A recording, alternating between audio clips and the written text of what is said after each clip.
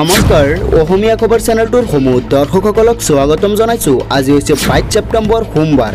আজি সন্ধিয়াৰ আটাইতকৈ গুৰুত্বপূৰ্ণ খবৰ আমি আপোনালোকৰ মাজলৈ লৈ আহিছো, গতিকে আপোনালোকে ভিডিঅ'টো অলপ স্কিপ নকৰাকৈ শেষলৈ চাই থাকিব। এই মুহূৰ্তত আমি আপোনালোকক যিটো তথ্য শুনাম সেই তথ্য শুনি আপোনালোকে চকু পানী টুকিব। আচলতে সাগৰৰ পাৰত হৈছিল কি সকলো তথ্য লৈ আহিছো, এই ভিডিঅ' শেষলৈ চাব।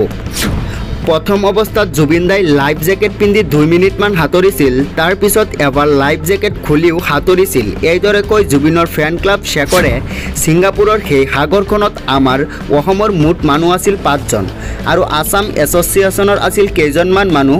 সেই সাগৰখনৰ 50 মিটাৰ কাষত আইলেণ্ড এখনো আছিল।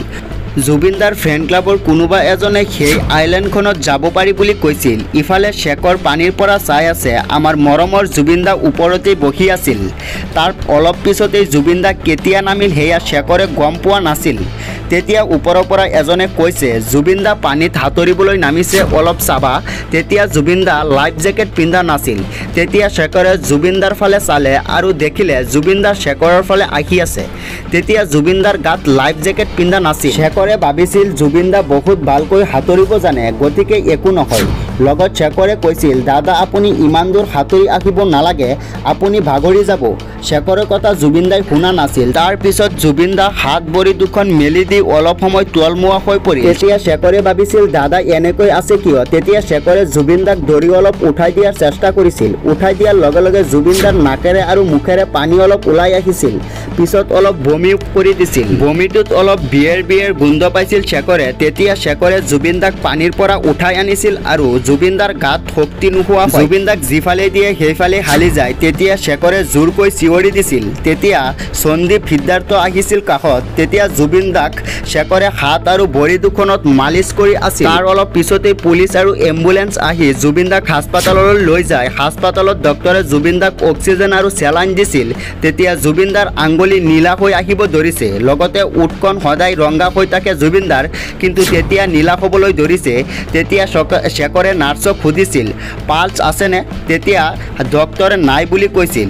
তেতিয়া ডক্টৰে সিদ্ধাৰ্থক মাতি নি কৈছিল অসমৰ হীৰা আৰু নাই।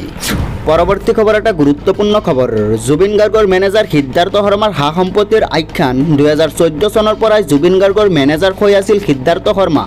জুবিন গাৰ্গৰ সকলো সা সম্পত্তি দখল কৰি কোটি কোটি টকাৰ মালিক হৈছে সিদ্ধাৰ্থ শৰ্মা।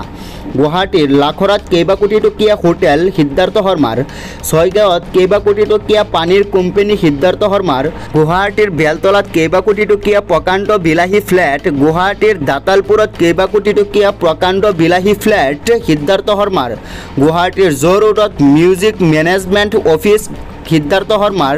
2023 চনৰ পৰা মিউজিক মেনেজমেণ্টৰ প্ৰধান পৰিচালক সিদ্ধাৰ্থ শৰ্মা।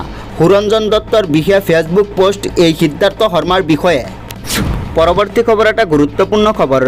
শাৰদীয় দুৰ্গা পূজাৰ প্ৰতি লক্ষ্য ৰাখি ৰাজ্য চৰকাৰে 2025 চনৰ ছেপ্টেম্বৰৰ দৰমহা আগতীয়াকৈ মুকলি কৰাৰ সিদ্ধান্ত লৈছে। এই অনুসৰি দৰমহা 1 অক্টোবৰৰ 2025 নিৰ্ধাৰিত তাৰিখৰ পৰিৱৰ্তে কাইলৈৰ পৰা বিতৰণ কৰা হ'ব দৰমহা। পৰৱৰ্তী খবৰ এটা গুৰুত্বপূৰ্ণ খবৰ। জুবিনৰ শেষকৃত্য অনুষ্ঠানত সমাগম হ'ব পাৰিব 7ৰ পৰা 10,000 মানুহ। সৰু সজাইৰ পৰা পাৰ্থিৱ শৰীৰ সোনকালে লৈ অহাৰ ব্যৱস্থা কৰিব চৰকাৰে। বাহন বাইক লৈ ৰেলী বাহিৰ কৰা নহ'ব। ক্লাব বা ৰাজহুৱা অনুষ্ঠানত টিভি লগাই প্ৰদৰ্শনৰ ব্যৱস্থা কৰিবলৈ আহ্বান। সম্পূৰ্ণ অনুষ্ঠানটো ভিডিঅ' ৰেকৰ্ডিং কৰি ৰখা হ'ব, এই মন্তব্য কৰে মুখ্যমন্ত্ৰী ডক্টৰ হিমন্ত বিশ্ব শৰ্মাই। অন্ত্যেষ্টিক্ৰিয়া সম্পূৰ্ণ হোৱাৰ পিছত সোধ-পোছ কৰা আৰম্ভ কৰিব মুখ্যমন্ত্ৰী ডক্টৰ হিমন্ত বিশ্ব শৰ্মাই। পৰৱৰ্তী খবৰ এটা গুৰুত্বপূৰ্ণ খবৰ। মই জুবিন গাৰ্গ হ'ব নোৱাৰিম, এইদৰে কৈ পাপনে। জুবিন নোহোৱাটো কি ক্ষতি আজি পৃথিৱীয়ে দেখিছে। যোৱাৰ পিছতো যি জনসমুদ্ৰ হৈছে, পৃথিৱীত খুব কম শিল্পীয়ে এনেকুৱা সমাধাৰ মৃত্যুৰ পাছত পায়। তো দৰ্শকসকল আমাৰ এই ভিডিঅ'টো ইমানেই আছিল। যদি আমাৰ এই ভিডিঅ'টো চাই আপোনালোকে ভাল পায় তেনেহ'লে আমাৰ এই চেনেলটো ছাবস্ক্ৰাইব কৰাৰ লগতে ভিডিঅ'টোত এটা লাইক কৰি দিব আৰু যদি ফেচবুকত চাই আছে তেনেহ'লে পেজটো ফ'ল' কৰি দিব।